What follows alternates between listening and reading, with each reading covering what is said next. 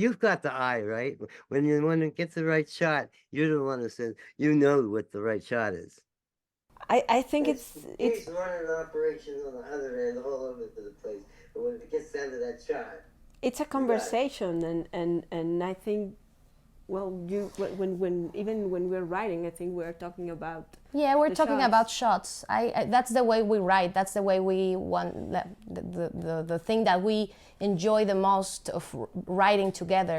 We're always looking for the right ideas to be framed. So we have a very clear idea when we get to set which things belong to the off world that we don't need to see and the things that we want to frame. And sometimes you're there and you find, like you said, a magical take, something that's wonderful that you couldn't even imagine, and that's good. But mainly in this film we had everything storyboarded before because it was our first collaborations as co-directors. So we really wanted to get prepared to set so we could find that magic immediately, Yeah. but have the job done before. Where in relation to Mexico City was that, where his aunt was, and they lived almost like they were out in the sticks, basically. Where is that versus in relation to Mexico City? The The aunt. He was living Ah, there. yeah, yeah, Yeah, yeah. yeah, yeah. Well, it's it's an area called Tierra Caliente, which is it's very strange, the name, because it's like the hotbed land, and it's a place, a very beautiful area in the country that has a lot of cartel. Yeah, there's a lot of cartels going on there, so it's a terrible fight. So there's a lot of people running away from that area and moving to Mexico City, for instance, or migrating to the U.S. But we shot in a place that's called Guanajuato, which is Fernanda's hometown, and she's very good. In Tierra Caliente, it's almost impossible to shoot a narrative feature. It's very, very dangerous. It's almost impossible to make a good one if you're an independent. It's like, there's just too many elements. And then they go, well, where's the stars? Yeah, that's true.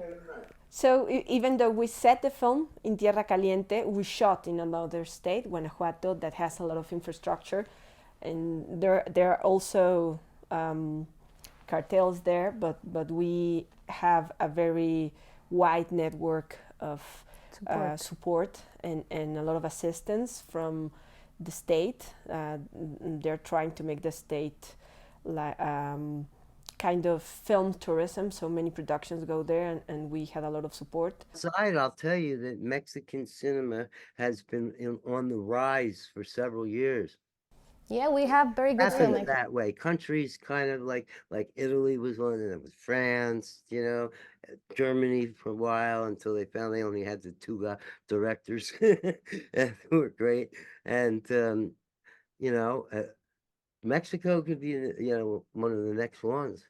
Well, we always say, Fernanda and I, that even though our reality is really hard, it's also a very exciting time to be alive because there's so many stories there. So you get inspired. There's no way to get, but not to get inspired by these people that are living through those circumstances. And so well, I think it's very interesting, Mexico. And a lot of filmmakers and a lot of conversation, and a very powerful industry, not only directors, but great DPs, great sound post producers.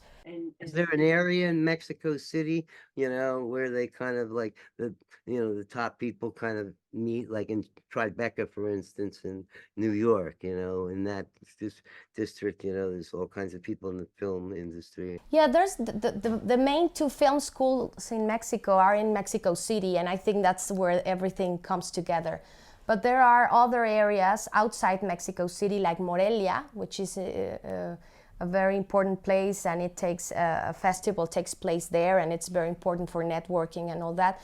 Well, they had a trouble in America with Latino films, and they never marketed them right or got the audience in. And every time I talk to them, they're all bitching about that. Even with Telemundo, I guess they pick up everything for a dime when it's all said and done. I think it's a matter of more Latino people getting in the places of decision making places, and I think it's begun to happen because, like you say, there's such a big audience, a Latino audience in the U.S. What camera did you use, and what was like the approach to lighting and all the challenges of the production part?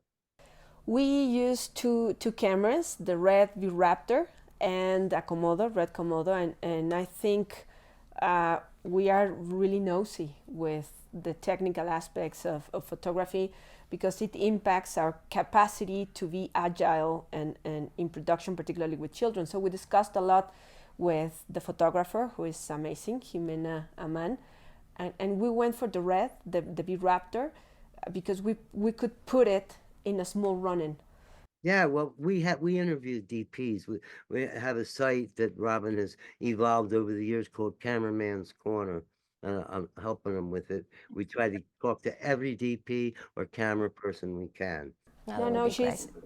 extremely talented, extremely sensitive, and just I think kind of a poet in photography, and